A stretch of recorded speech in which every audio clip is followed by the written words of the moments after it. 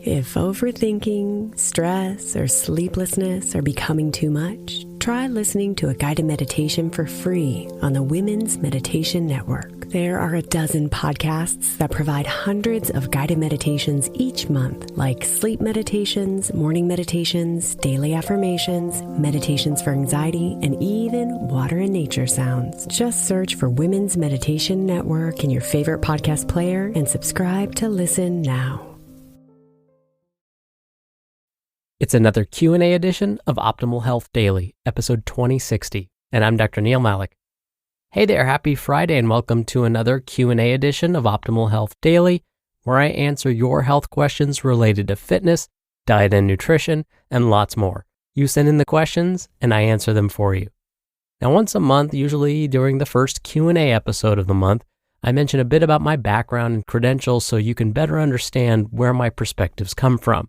Given this is the first Q&A of the month already, it's time. Now, while I've always been obsessed with Batman and the Angels baseball team, I wasn't always interested in the things I talk about on this podcast: nutrition, exercise, health, and wellness. But being diagnosed with a chronic disease at the age of 19 definitely changed my life's purpose. It was then I decided to focus my attention on helping others so that no one else had to experience a chronic disease diagnosis like I did. But in order to do that, I wanted to have some credibility. This is not meant to be a humble brag, but instead gain your trust. I received both my master's and doctoral degrees in public health. And to make sure I really covered all of my bases, get it? Bases, baseball, all right. I also became a registered dietitian nutritionist, a certified health education specialist, and a certified exercise physiologist through the American College of Sports Medicine. I've been teaching in higher education for over 14 years, and I'm currently faculty within the California State University system. I've published peer-reviewed studies, presented at national conferences, and have been interviewed by over 70 different media outlets for my expertise on basically all the stuff I talk about on this podcast. So again, all of this was not meant to be a humble brag, but instead to say that when I provide my commentary after each episode and answer the questions you send in, I hope you feel as though it's coming from a place of truth. My only intention is to help you feel your best. And with that, let's finally get to today's question as we optimize your life. Today's question came via email.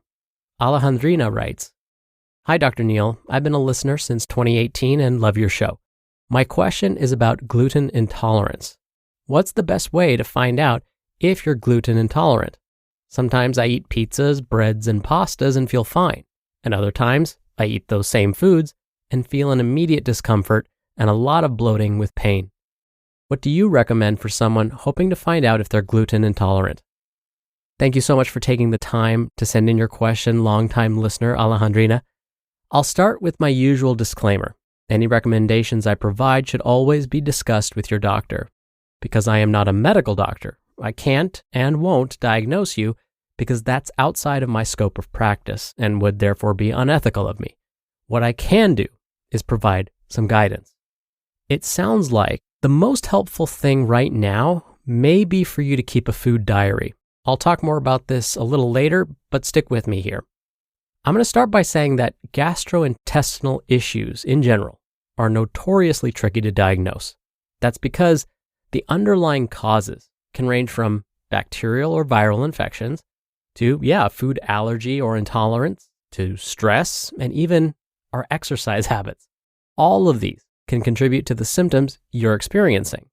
And I know it feels like you're experiencing these symptoms specifically after you eat certain foods, but a food diary will really help to make sure that's actually happening. Again, stick around. I'll talk more about a food diary at the end.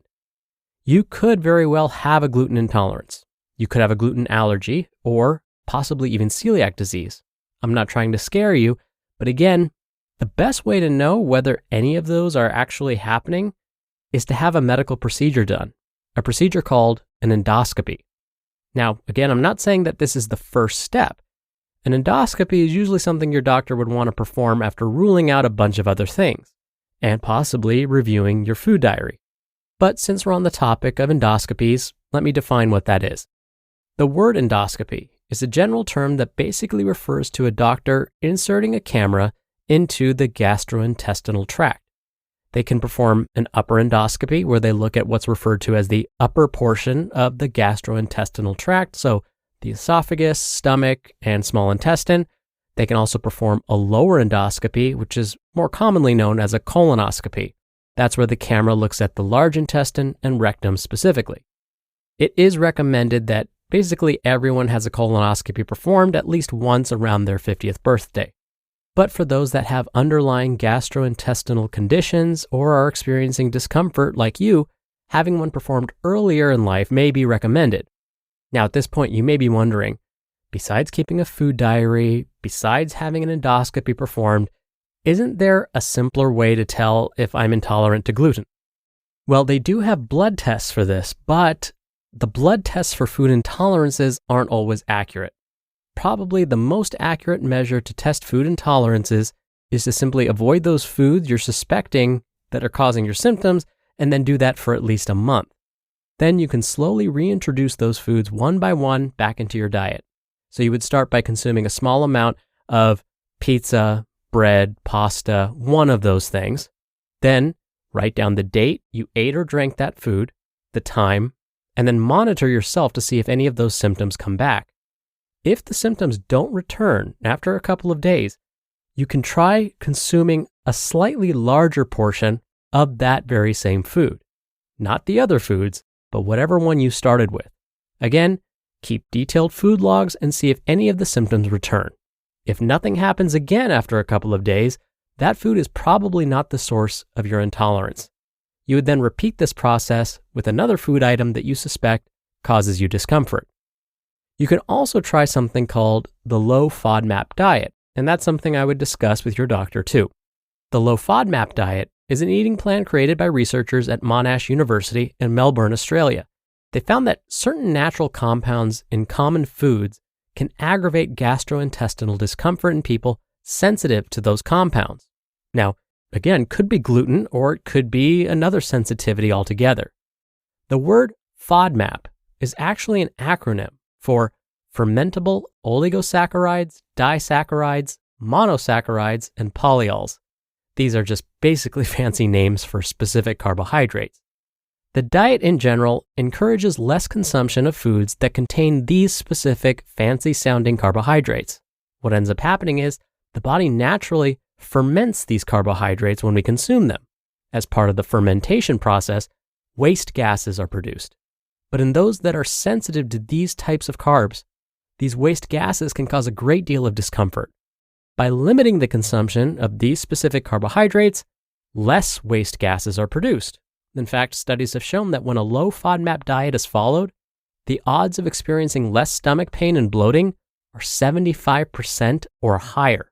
Now, I mention all of this because if you decide to keep a food journal and monitor your symptoms, you may want to consider monitoring how you respond to a low FODMAP diet. So, which foods should you avoid while following a low FODMAP diet? Because how do we know whether these fancy-sounding carbs are actually in our foods? It's going to be difficult to list every single food here, but Monash University's website has some fantastic resources. In the meantime, here are some common foods to avoid according to this eating plan. Avoid wheat, barley, and rye, garlic and onion, certain fruits like those with a large pit. These are also known as stone fruits. These include mangoes, peaches, nectarines, plums, and cherries. Apples and watermelon should also be avoided. Certain vegetables like asparagus, Brussels sprouts, cauliflower, mushrooms, and snow peas, beans and lentils, and some sweeteners like agave and high fructose corn syrup.